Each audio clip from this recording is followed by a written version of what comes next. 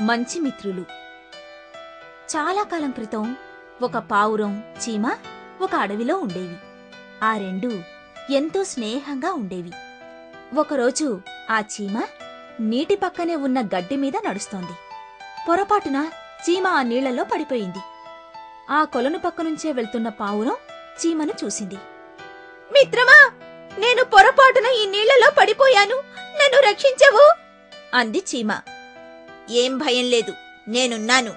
ఈ ఆకు రాలుస్తాను, ఆ ఆకు మీద ఎక్కి ఒడ్డుకు వచ్చేయ్ అంది పావురం. చీమ నెమ్మదిగా నీటిమీద పడ్డ ఆకుమీద ఎక్కింది.